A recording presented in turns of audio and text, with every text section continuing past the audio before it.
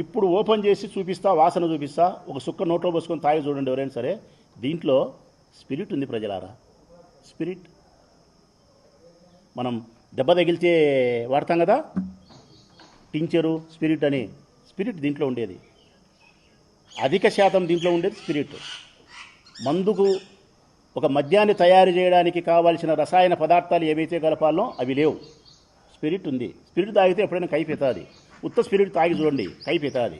కాకపోతే పోతాయి, పేగులకు బొక్కలు పడతాయి, కిడ్నీలకు బొక్కలు పడతాయి, నీ శరీరంలో ఉండే ఆర్గానిక్స్ అన్నీ ఎన్ని చెడిపోవాలని అన్నీ చెడిపోతుంది.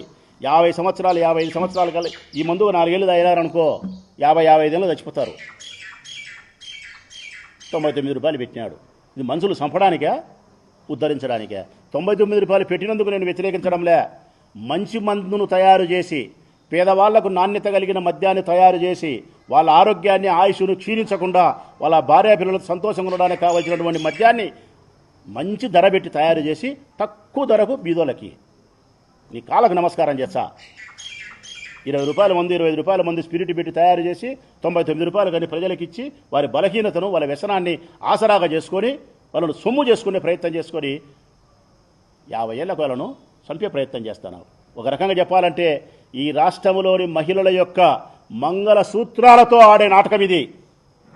ఈ రాష్ట్రంలో ఉండే మహిళల యొక్క మంగళ సూత్రాలతో ఆయన రాజకీయం చేస్తున్నాడు. ఇది తాగితే అదే జరుగుతుంది. మీరు కట్టిన పుస్తలు దిగే పరిస్థితుంది. దయచేసి దీన్ని తాగాకండి. ఇది కాల్చిటే పరీక్షించుకోండి.